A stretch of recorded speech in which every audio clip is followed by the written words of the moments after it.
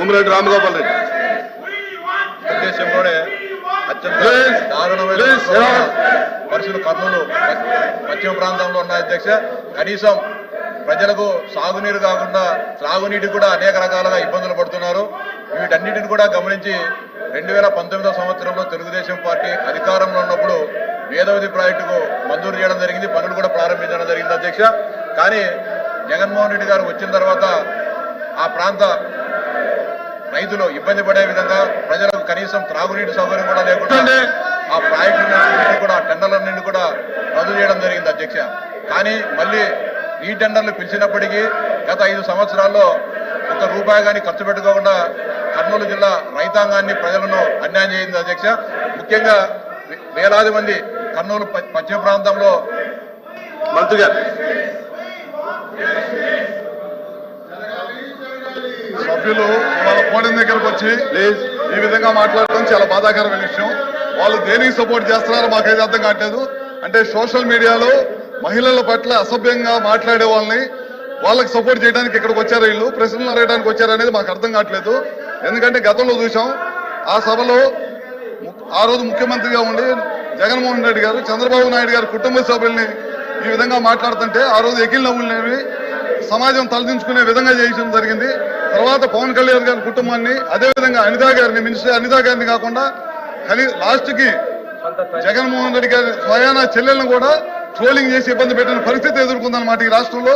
ఇలాంటి వాళ్ళ కోసం ఇవాళ పోడియం చుట్టుముట్టి రాష్ట్రానికి సంబంధించిన టయాన్ని ఏదైతే మంచి ప్రశ్నలు, ప్రజలకు ఉపయోగపడే ప్రశ్నలు అడుగుతున్నారో ఆ టయాన్ని అన్నింటిని కూడా వేస్ట్ చేస్తూ సమాజం తలదించుకునే విధంగా ఇవాళ సభ్యులు ప్రవర్తించడం చాలా బాధాకరమైన విషయం అని చెప్పి కూడా మీ ద్వారా తెలియజేసుకుంటూ సెలవు తీసుకుంటున్నాను.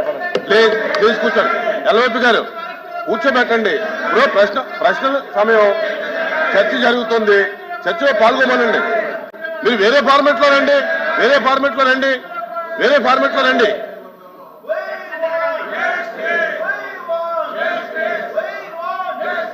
ఎల్వైపీ గారు మాట్లాడుతున్నారు.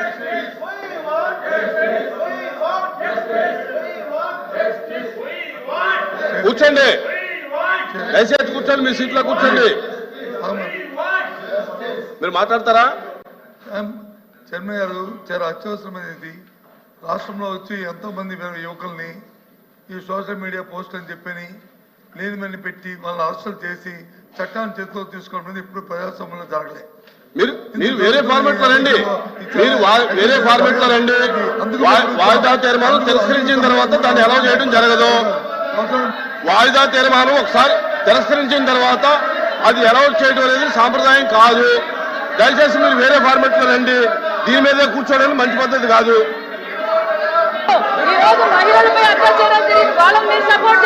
కూర్చోండి.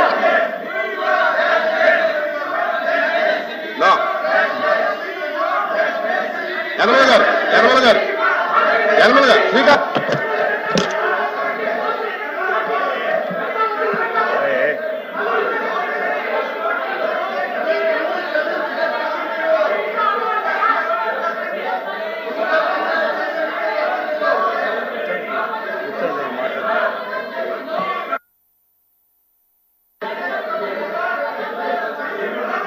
రామకృష్ణుడు గారు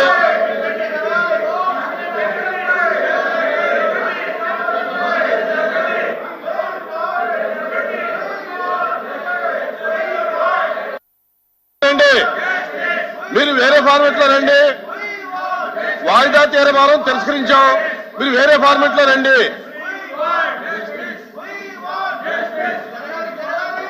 రామకృష్ణుడు గారు అధ్యక్ష